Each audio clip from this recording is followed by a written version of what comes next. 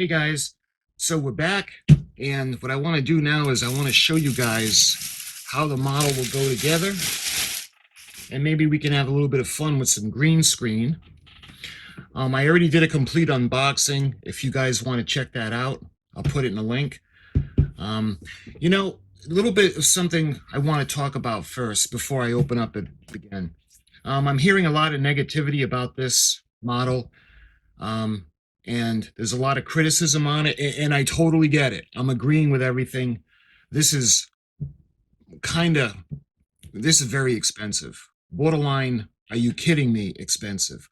Considering that this model doesn't light up, I was hoping that it'd be a little bit easier to take apart, because for one, I'm going to put it together, but I'm not going to lock it into place because I don't have any room to put it.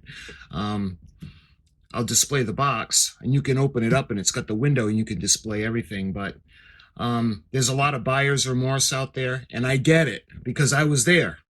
One of the nacelle pylons on mine was loose, and it came out.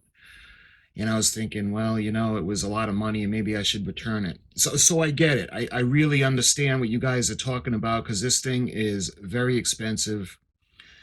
And we don't have the money for this. At least a lot of us don't. I didn't. I had to put it on a credit card. And I had seen it, and I just couldn't control myself because of Star Trek. And because there's not a lot of new things coming out about Star Trek, at least the original series, we're just looking for the next new thing. And that being said, you got to understand there's no lights on it at all. There's no electronics. It's a good size. Yes, it's nice and big. It make a great centerpiece for your Star Trek stuff. But it is expensive. This was $449.99. And you got the price gouges out there on eBay marking it up even more. The drop shippers and everybody that's just trying to make an extra buck. So I found the best place. If you're going to buy this, you can get it right from the auto store, autoworld.com, the website from Polar Lights. If you go to round2models.com, you can go and you can search for this. You'll find it. It'll give you the link to go to the auto store. And it's a lot cheaper than trying to get it off of eBay or anywhere else, because they're going to mock it up. And it's free shipping. With me, it was free shipping. So basically, it was the price. The invoice was $449.99. And again, that's very expensive. So I just wanted to address that. And, you guys need to understand that it doesn't light up or flash or anything like that. It's going to be like something to look at, like a centerpiece or a model, because of the money that's involved. So let's go ahead and I'm going to open it up. And I'm going to try to put it together for you. Again, it's got this huge, heavy box. That's a good thing. And it has the inner panel with the window.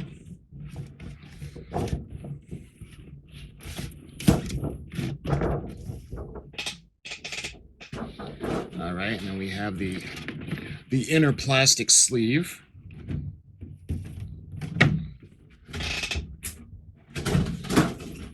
All right, so what I think I'm going to do is I'm going to put this box to the side, and that way there we can start to assemble her for you.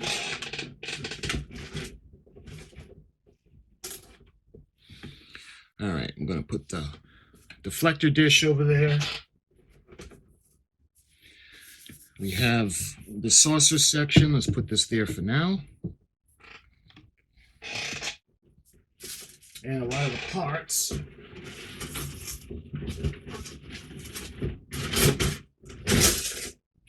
And like I showed you guys, it does come with instructions. Inspect all the parts. Again, I went over all this with you yesterday. See the back of the sheet for more detailed assembly. And you can see the... Now, I went to the... it shows you a link to go to for a short video, but there is none. Maybe because it's so new, it's not out yet, but If you guys are able to find it, put it in the link or in the comments, because I really wasn't able to find it. You can see the way you snap everything in. They have little corners that come out and they snap into place once they're inside, and then it locks.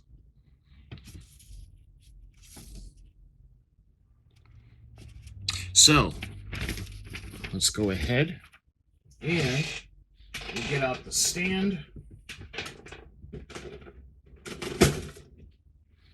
First thing we're going to start off with was with the base. All right. And we got the metal rod. And that goes right in like that. And like I was showing you guys in the instructions, you can see they have a little, almost like a hook, the way it is. When it gets pushed into place, it pushes in and then it locks. And then it's really impossible to get back out. So I'm going to try to get it in just enough so it stays together, but where I can take it apart after, because I don't have room to put another 1/350 scale Enterprise. So I'm going to display her in the box. So this, as you can see, it goes into the base pretty easily. And let's see, when it comes to putting on, maybe I'll do the nacelles first. Yeah, let's do the nacelles first.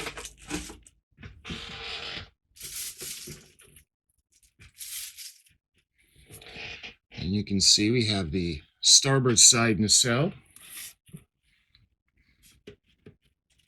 And yeah, let's put her on a base later. See what I'm going to do, you can see in the front, where again, she's got the little hook that's going to permanently lock into place. So I don't want to put it all the way in because I want to be able to take it back apart. So let's get the other nacelle. And this is the one where it just kind of falls out. And this can go in like so. And again, I'm not going to put it in where it goes all the way in and locks.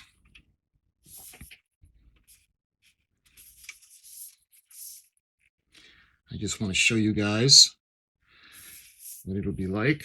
So, and she's large. It's a 1/350 scale, so. And I'm going to try to do the same thing. You can see on the inside where the little hook, the plastic hook, is going to latch in or lock into place. So what I'm going to try to do is I'm going to try to put it on or connect it where it's not going to lock. I don't know how easy that's going to be.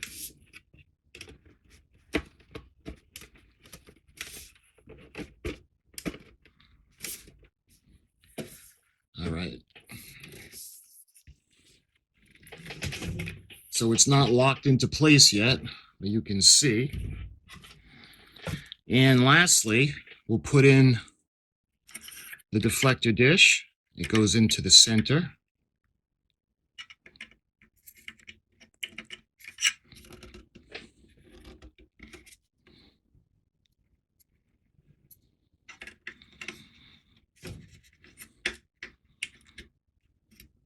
Just like so. And then you take the stand and she goes on thusly.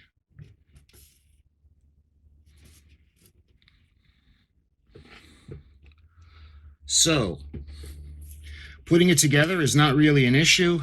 I just want to make sure there, that's better. Now she's locked into place. There, a little bit better. Like I said, I don't want to lock it into place, but you can see. And what we can do is, let me take the camera off of the tripod and I'll show you some better views. Okay, so I got the camera on wide view just to make sure you can get everything in the shot.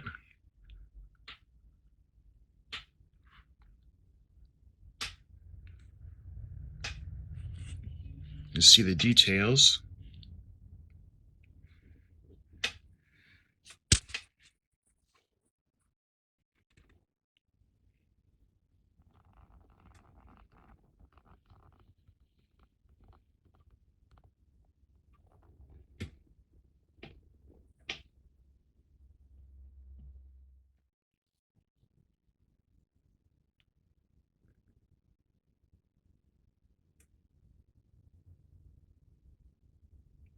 So maybe we can have a little bit of fun with her and we can do some green screen.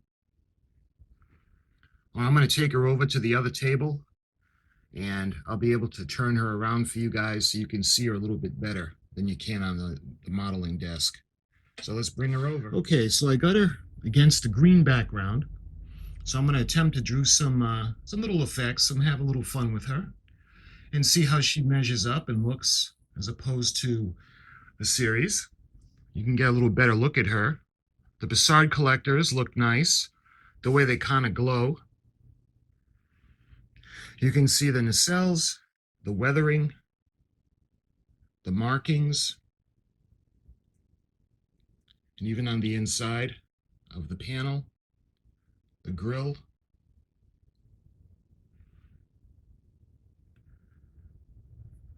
Pretty nice. And you've got inside, let me show you quickly the way it looks inside the box. You got the polar lights, highly detailed display model based on measurements taken from the 11-foot filming model miniature in the Smithsonian, the Star Trek, the original series. It has the authentic weathering, screen accurate details, quality hand constructed and decorated, 32 inches long. Again, you can see some finished pictures of the model. Sturdy display base with metal support. Firm one-time snap assembly, no glue required.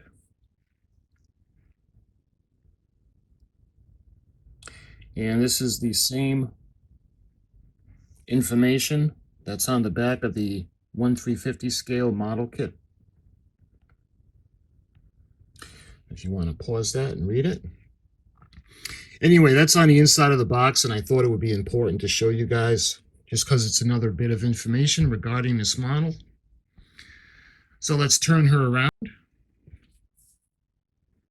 Have her facing us.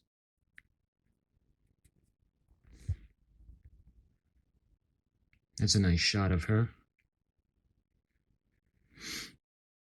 Dun, dun, dun, dun, dun, dun, dun, dun, dun. Dun, dun. All right. I like the way the Bassard collectors look like they're glowing. Again, it would just be amazing to push a button and have it come to life with lights, maybe sound.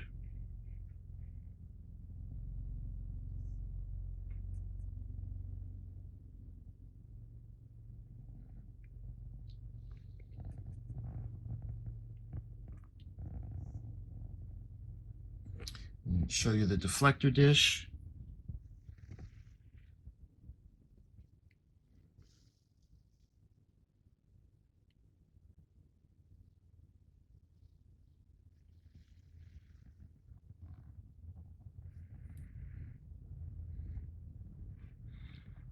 It does look nice. It's very photogenic.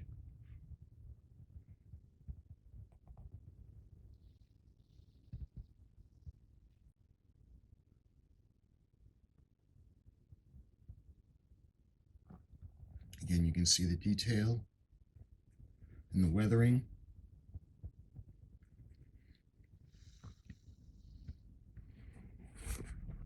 All right, let's. All right, so here's kind of a side-by-side comparison. This is the one that I had made, and I like mine the battleship gray, so that's why it's a little darker than that gray. I don't know if you can see the weathering, the decals. I use the deluxe accessory kit. So this is the decals from the deluxe accessory kit, and this is what the model, the pre-built model, has. As you can see, there's a lot more detail on the primary hull.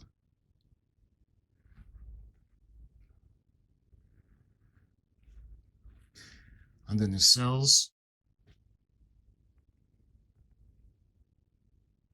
the weathering decals. Well, I got darker paint too, so they're not going to show up or be as prominent as they are on this. You got the back of the saucer section. Hope it goes behind C deck.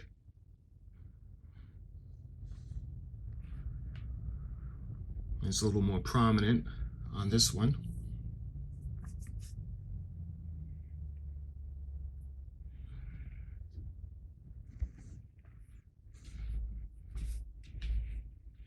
Now I got another 1/350 scale Enterprise kit that I had built, but that one's white and there are no weathering decals on it. Plus the table's not big enough to put all three on. Maybe I'll put them, try to find somewhere that's larger in area. You can see the backs of the nacelles.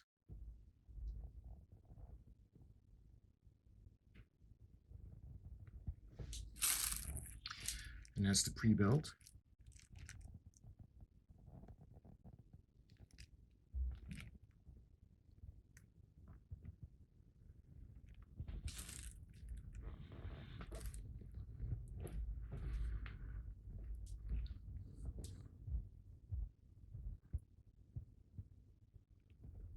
Let me see if I can get all three of them together for you. All right, here's the one that I had done. It's painted in white.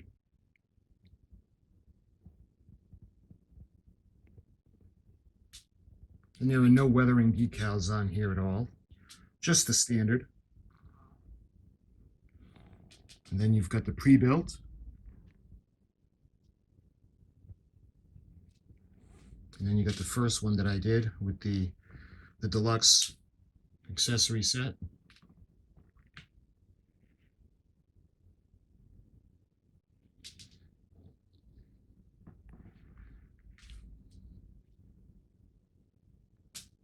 There's one important difference for me anyway between these and that one, and let me show you. All right, here's the biggest difference for me, is that these light up. All the work and the expense pays off. And you guys can see I actually lit the nacelle pylon. I think that makes a real big difference.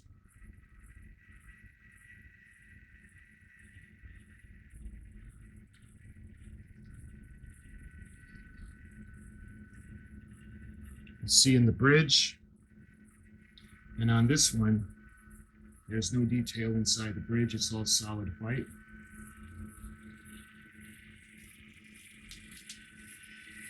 And facade collectors, these were standard with the kit, the Polar Lights kit, and again this is the deluxe accessory pack. With these, I had finished this one for Joe. He just painted it and I put the electronics in.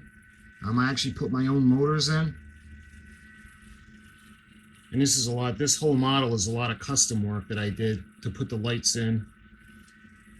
And you can see I did the nacelle motors spin independently on a couple of switches. And with this one, another difference is the shuttle bay. I don't know if the camera's going to get in there for you. There we go. The shuttle bay lights up.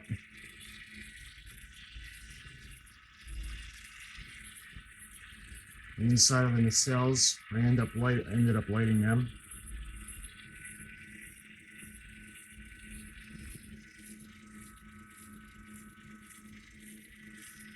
All in all, if you're okay with the price, this is a very beautiful display model. She looks very good, and she's going to display very good. And she's very photogenic.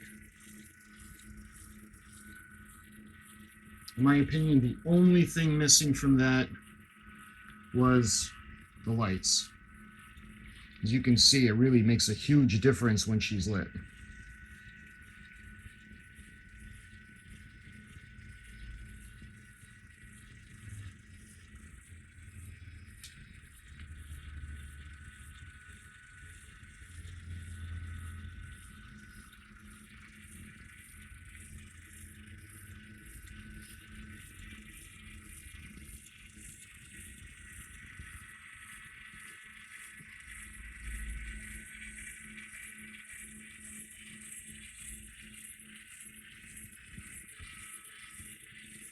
Again, I'm not trying to bash this kit. I know a lot of people seem to be unhappy with some of the quality of the markings on theirs. I'm not trying to bash it at all. I think it's beautiful. I just have kind of an issue with the price. It's just very super expensive. So now that you see them all together and you've seen the differences in them, let's go ahead and we're going to have a few, well, we're going to have some fun. And I'm going to do a few space flights of these ships. And then you guys can see which ones look best.